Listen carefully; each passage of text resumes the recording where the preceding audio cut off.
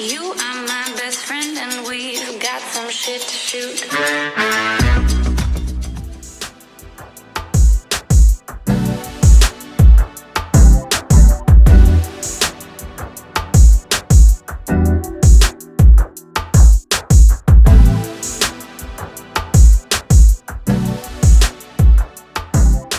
Today we have Shivani ma'am with us, who's an assistant professor at Hindu College. Welcome to our series, ma'am. Thank you. Being a student at SRCC, Shivani ma'am is now a teacher at Hindu College.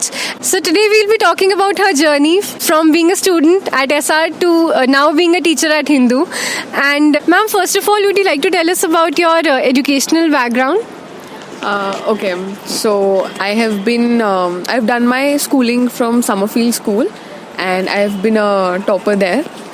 So in 12th, since I got a good percentage, I was the school topper. I got admission into SRCC in the first cutoff itself, and then after SR, I did my post-graduation MCom from Delhi School of Economics, Department of Commerce, and I'm currently pursuing MPhil from Delhi School of Economics itself. So ma'am, being such a bright student, why didn't you pursue some other professional degree or some other courses like MBA or CA or CS, which usually commerce students do?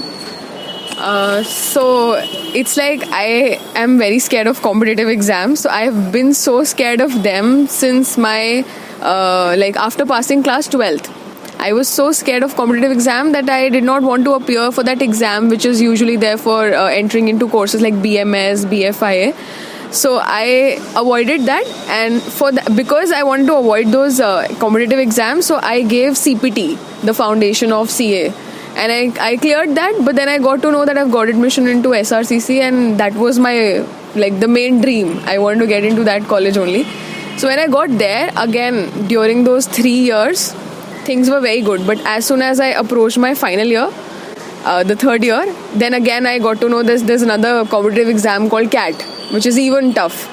So in order to avoid that, I decided that I will go for post-graduation after this, MCom. I will do that. So I avoided CAT, I didn't give it, and I thought that I'll do my post-graduation and then I'll see what I have to do. But once I was out of SRCC, and then I got to know, okay, post-graduation also needs an entrance and a competitive exam, and I want to even avoid that. But then, thankfully, fortunately, my percentage was good enough that I got a direct entry. So when I came to know that I will get a direct entry into MCom, I don't need to give an entrance. So I avoided that also. So I have been avoiding my competitive exams all this while. So that's why not MBA or BMS or anything. So when did your fear for competitive exams end? Has it ended now, or is it still there? So schooling was done, graduation was done, post-graduation was over. So I thought now I'm done with all those competitive exams. Now there's nothing on my way. But then when I finally decided on to get into the career of teaching profession, then I got to know from somebody that it is the net entrance that you have to give. So I was like, okay, so I finally have to give some competitive exam to get into my career. I have been avoiding all these exams, but then I had to give net. But then I worked hard for it. I made strategies for giving that exam, and fortunately I cleared it in the first go, and then finally that fear settled somehow. But then I won't be giving any other competitive exam after this. That was the happiness. So this is the last and the final one. That's why I gave it. So ma'am, why did you choose teaching as a profession? Was this your passion from the very beginning, or how did you come across deciding that you wanted to become a teacher? Okay, so I had not pre-decided that I am going to go into this profession, because my mother always wanted to see me as a chartered accountant. But I was not sure whether actually I would choose chartered accountancy or not. So when I got into SRCC, one thing was clear in my mind already before getting into SRCC, that I don't want to do a job wherein I start my day at 9, I reach office at 9 and I'm back home at 9 in the night. that was not my cup of tea at all. So I hated such jobs where you do not have any personal space, where you do not have time for your family, nothing at all. So you it's said that even if you earn so much of money into those corporate world and into all those jobs, but actually you don't have time to spend it. So I'm a person who wants half my day into my profession or anything, into money making, but I want half the other half into spending that money too. So I was clear about this one. And second, when I got into SRCC, the first thing I observed there was the faculty, which was very fascinating for me, because I had already this, these imaginations about SRCC that, they would have such brilliant teachers and the faculty would be too good. And actually it came true. So they used to introduce us, they used to come to our classes. We were first years, first semester. They used to come to our classes and they used to introduce themselves as, we are so and so, and we've done our graduation from SRCC, post-graduation from Delhi School of Economics, and now we're teaching at SRCC. So that was so fascinating for me. That was like, oh wow, this should be, what a career should be like. This should be what a career is like. So from there on, I started, admiring my teachers. I started looking at how they are, doing their job. What is their job like? What actually they do? How much time they spend? What level of, prestige they are receiving from this career, this teaching profession. So that way, I finally decided till my third year that I want to do MCom after this and then get into teaching profession. So, ma'am, what were those 3 years at SRCC, being the best, the most prestigious college in India? What was your experience studying there? So, like I told you, I was very fascinated by the teachers. So, I never missed my lectures. You can call me that nerd student who used to always be in the first bench. So, my 3 years have been like, all my notes were at the Xerox shop for all the other students, because they knew that even if we don't attend classes, there's not a problem because Shivani is there and she'll prepare all the notes and they will be available at the Xerox. So I have been into studies all this while. And then when all of my friends were preparing for MBA, like the CAT exam, I was cool. They were all tens. They did not attend classes. So I was never like this. I was always attending my classes, doing my studies on time, preparing for exams. And that's why this has benefited me, because in my career, in teaching profession specifically, what is needed is your percentage. So wherever you go, the first impression is that, oh, her graduation percentage was 91.48. That is even if I go to some company, even if I want to get a corporate job today, the first thing they'll see in my CV is that her basics are very strong because her graduation percentage is in 90s. People don't even get in 80s. That was because I didn't get into any societies or anything. There were reasons for that. My parents wanted me to just study. So I agreed, okay, fine, I'll study. And I did not prepare for any competitive exam also. Neither I had to prepare for CAT, nor for any entrance for MCom. So I was totally into my lectures, attending classes properly. And this has, I have reaped benefit out of it, definitely. Oh yeah, there's one more experience that I want to share, like in SR. In my third year, because, in SR, there's this impression that when you're in SR, you get very great placements. So when you go out of SR, you have to have a good placement. So all my neighbors started asking me, companies must have come to your college and they must be coming right now. Why don't you, why are you not getting a placement or something like that? And I never told them that I didn't sit for any placements. But then in order to show, because this pressure was increasing on me that I have to have a placement, so I decided that I'm sure I have to do MCom after this. I'm sure that I have to get into teaching profession. But just to show my neighbors and everyone that yes, I also got a placement, I sat in the interview of American Express, wherein, they asked me questions like, why should we select you? And I told them that, the people that you're selecting are all those who have already got into their MBA. They've got their MBA admissions and they have done CAT really well. They're anyway not going to join your company. They're going to go to those. They're going to take those colleges. So anyway, you're going to have a bad turnout if you don't. You were brutally honest. So I was brutally honest, and I told them that it's me who doesn't want to do anything else after that. I want a break from my life, and I want to do this job very badly. So then they were not sure whether they should take me or not. Then they asked me another question, why should we not take you? So I told them that maybe tomorrow I decide to do MCOM and get into teaching profession and I just reject this job. Anyway, if you don't take me, I will get a job anywhere else because I have a very big brand name called SR. So it's you who will be on the losing end if you don't select me. So that you was grilled them instead of they exactly. So they were so impressed. Finally, I got to know that they selected 12 students out of 300 and one was me. And then I rejected the job because I was sure I wanted to get into MCOM. So you grilled American Express brutally. Yeah. Like, I remember this incident. The only incident I'm always happy about remembering. So you completed your graduation, you grilled American Express. Yeah. Then you got into DSC.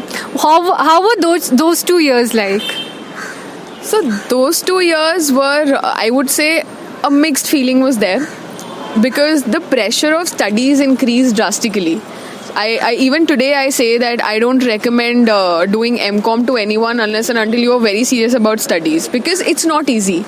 BCom Honours was like a 45-minute lecture in which 10 minutes used to be the attendance time and we used to study for only 35 minutes and then it's done. But in MCOM, when we used to sit for 2 hours for one class and we had 3 classes in a day, so 6 hours of back-to-back studying with a 20-minute break. In SR, we used to get 45 minutes break. In DSE, we used to get just 20 minutes, so that was really hectic. But then life at DSE was very cool because by that time we were, aware about all the North Campus vicinity. So we used to visit every day to some or the other cafe. Okay, मतलब आज कुछ नया खुला है, new cafe, let's go there, let's try that. So after the classes, we were so tired that every day we had to explore one cafe or the other. So the entire, North Campus was done. We have done research on the entire North Campus. Someday we are at BYD, someday Tom Uncle, Maggie, this and that. Someday Kamla Nagar, Hudson Lane. So entire North Campus was our forte after our lectures. Once we are done with, the padhai, the hectic thing. So life at DSE was very good. The environment is very good. And even if you're sitting in the canteen of DSE, you'll see, people talking about news, current happenings, careers and all that. So the conversation is very good. If you sit anywhere, even in front of JPT stall or RTL, the people are talking about ideas, people are talking about, new things, current affairs. So that's very nice. The environment of DSE is very good. So once you got into MCOM, you had a very happening life in DSC. Yeah. But then, like you mentioned, you were really scared of giving competitive exams and you knew you had to give your NET JRF exam. So how did you prepare for that and how were you able to clear it? Okay, so when this NET, approached us, when we know that, okay, we have to give this December attempt in which we are eligible, December 2017, I cleared NET along with JRF. So when that time was coming, so 3-4 months back, I started asking my seniors, my peers, how to go about it, what should be the approach. So I talked to around 10 teachers. How did you clear? How did you study? Because I was so scared of giving my first competitive exam ever. So they told me that, you don't need to go to any tuitions. Because you're in DSE, Department of Commerce, not in any other college. You've done your graduation from SR. And if you take coaching for NET, then what is the use of, being into such prestigious colleges? So they, instilled a lot of confidence inside me that there's no need of coaching. So already after studying for 6 hours, if I go to coaching for another 2-3 hours, and that too at some other place, not North Campus, then it would have been too hectic. Like I told you, I don't like jobs 9 to 9 kind of job. So that I don't even like studying for the entire day. In the evening also you're taking coachings, tuition. So I've never attended any coachings. So then when they instilled confidence in me that there's no need of coaching, so I started asking for books. Even if for self-study we need to have some good books. Then I got a recommendation of R. Gupta, in which you have all the previous year papers of NET, JRF. So I started studying from that book. And people told me strategy. So my strategy was when I used to study those R. Gupta questions. So I have been doing this in my graduation also. All 3 years, I have done that 10 years book properly. Even if I've left certain chapters from the main book, I have done my 10 years like anything. I know each and every word of where a question from 10 years is. So that has been my strategy. So I applied the same strategy for NET also. I started doing those questions, and when I used to see those questions, So let's say some theory has 4 authors, and you have to choose who's the right author or who's the right person who developed this kind of a theory. So I used to study about all the 4, which one developed which theory. So that's called reverse engineering when you're solving questions. So I did that, and I did all my papers. So I had to give 17 attempts. So from 16, 15, 14, 2000 till 2012, I did all the papers 3 times. So that was in my head. Like I knew what they want. Yeah, so I knew what they want, like from a person who's giving net. So this is how I studied from here and there also, like little bit, which I didn't know. I searched Google also. But then fortunately I cracked even JRF, which was unexpected in the first attempt. I was prepared. Okay, I'll have to give 3, maximum 4 attempts and I'll clear it. But then in the first it was done. So I was happy. So, after clearing your NET JRF, what has been your journey from there? Once you cleared your NET, what were your future plans and how did you go about getting a job as a professor then? Okay. So, when I got to know that I'm done with my NET JRF, I've cracked it. So I was sure that, now the competitive story is over, the exam story is over. Now I can, think of getting a job and moving forward with my career. But then I got to know that it's not very easy to get a job right after MCOM. You might not have a vacancy in a college, or even if there is a vacancy, you might not get selected. So you have to have a backup also. You have to have an alternative. So I was sure that if I'm going into teaching profession, I have to go it in a way that I finally do my PhD. So SR was my dream earlier. Now PhD is my dream right now. So ultimately I have to do PhD. But then before that, I decided to go for MPhil. I appeared for the interview of MPhil because MPhil, so some people directly go for PhD and not do MPhil after MCOM. But then it's like doing class 12th without doing class 11th. So those who do class 11th are like stronger in their concept. So I decided to go to go slow and to do MPhil first and then PhD. I luckily got into MPhil. So after I completed MCOM in July, from September I got admission into MPhil, so my coursework started. Anyway, doing a job would have been very hectic along with coursework. My coursework got over by January, and in January only I got into Hindu. Like I got a job there. So the interview was also good. It was tough. They asked me stuff from even MPhil, like what are you doing in your research, what have you studied. So it was a good interview. I was not expecting I would get selected, but then when I got into it, so I was really happy. Although now I have a lot of things to do for the day, but I'm happy that my portion of profession, like my job part, is only till like 3 o'clock, 4 o'clock, and someday 5 o'clock. And after that, I have time for my NGO, for other things, for MPhil. So I do that. So, ma'am, you just mentioned that you are working with some NGOs also after your work hours are complete. So, what has that experience been like? Okay. So I work with SAM workshops. That's the name of the NGO, Self-Assessment and Management Workshops. It is India's fastest growing youth drive. So we are a group of 35,000 volunteers, and we are working for the youth, for the transformation of the youth. Because the idea behind is that youth has the maximum potential. If youth wants to do something for the society, if they are given a direction to do something for the society, they can be very energetic in doing that. They have the maximum potential. So our idea is to give a direction to the youth. We work under several initiatives. We have worked for the youth in the form of drug abuse eradication as one of our initiative, environment, culture of India. So we make the school students aware of the culture of India. So it's like we are focused on the youth of India, and we organize various events, campaigns, workshops. Recently there was this grand Republic Day celebrations at Pacific Mall, where there was a gathering of 10,000 plus youth. So in a very diluted way, we try to give them this message that we need to know what we are here for and to give a direction to them so that they work for the society, and ultimately it helps in nation building. So I am the core member of the management team of SAM. That's a great initiative, ma'am. And since how long have you been a part of this SAM workshops? And how many people are there who are in the core committee? And what are those people's professions? Would you like to tell us something about that? Okay, so I joined SAM when I was in second year in SRCC.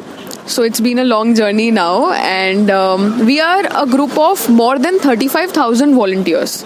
And if I talk about the core team members, so we have people who are working with big shot corporates. Some of them are advocates, some are doctors. So I'm a professor. So we have people from all the different professions coming together, spending time, taking time out to work for the society. I'll tell you an example.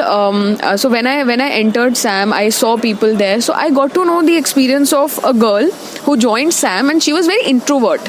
She did not like to speak to people. She was feared. She was scared of coming on stage, talking to new people. So she was very introvert. And the same girl, has been in SAM for a couple of years, and she has been placed with Google. So that was a great, that was very inspiring story for me. That such transformation, if this can happen, and everything is free of cost. There's never an entry charge when you come to any event of SAM. And once you come there, everybody is same. We have these yellow jacket, and we are all the same. Nobody is above us, nobody is below us. We are at the same level. And when we are working together, people are so inspired that you are doing your jobs, you're from different professions and such professions wherein you don't need anything else in life. But still you're taking time out. Whenever we have an event, we are there at our office, at our SAM office, till even 2 o'clock or 3 o'clock at night. And then when there is event, then we don't even sleep. Like for 3-4 days, it's like no sleep day. But then the satisfaction we get that we are bringing a change in the society, we are impacting the youth of India, and the transformation it brings, that satisfaction is the main driver. And for me, since now I am the core member of SAM, so it has become like that is my first home, and my second home is the place where I go back home like after 10 o'clock at night. So I finish my lectures, and once I'm done with my lectures, then I go to my office, SAM office, and then there we work, and at 9 I leave, and by 10 I'm home every day. So it's like a hectic job, but it's not like a professional thing. It's something that makes me happy, that gives me satisfaction. It's like a daily dose for me. That is. I must say that's really inspiring, ma'am. And I'm sure it must be giving you a lot of self-satisfaction also, along with your job and doing something for the society also. So this brings us to our last question, that a couple of years back you were behind the desks and you were a student, you were a very attentive student, you used to attend all the lectures, and now you are on the other side of the desk and you're teaching so many students at the most prestigious college of Delhi University of India rather. So what transformation has that been like? What are the experiences that you've come across till now? Okay, so when I was a student, when I was at one side of the classroom, then I used to be very good, attentive, sincere, hardworking, and I had that good rapport with all the teachers. So I used to get full marks in my attendance also, since I never missed any lectures. And then in my assignments or tests also, I was pretty cool. But then now when I'm a teacher, so I have that authority of, giving more homework or, taking tests or something. So sometimes I enjoy doing this. I tell them that I'll be taking tests and 4 units will be in your syllabus. So I enjoy doing those little things and, to get a feel of being a teacher and on the other side. Yeah, so when they ask me, ma'am, please leave us for this lecture. We don't want to study today. So I'm like, no, I have come here to teach you. So I'll also, because my teachers used to do this. Yeah. So I enjoy doing those little things. You take your revenge now. Yeah, but at the same time, I feel that instilling values in them is also important. So before starting my lecture, the initial 5-7 minutes, along with revision of the previous lecture, I make sure that I ask them a thought of for the day. something good, something new experience, or something they've read in the newspaper which other people don't know. So sharing knowledge. And then we talk about some value. Like, let's say I talked about how being truthful and being on time is important. Both the things are truthful and being on time. So we were discussing on this. So I told them that all the great people in life you'll meet, they're always on time. So I make sure there's a balance of padhai along with something which will help them grow as a person, to be a human. So when I got to know that they have not been, so this used to be at our times also, we didn't used to share notes. Except me, like my notes were like in the college, but then people had this tendency of not sharing notes because we have attended the class and they have not, so why should we give? But then, so I was telling my students that, sharing knowledge will always increase it and never decrease it. So be helpful for others. You will grow this way. So I make sure there's a balance of values along with padhai in my classes. But then I always like teasing them or sometimes taking extra classes and, asking them for homework. And sometimes I even take surprise tests. So I feel happy. Okay, now I'm a teacher. I get that feel by taking surprise tests. So that is a great experience being a teacher. And I'm sure you being such a good student, you are definitely a very good teacher now. And I wish you the best of luck for all your future endeavors. Thank you. And thank you so much for sharing your experiences with us. Thank you.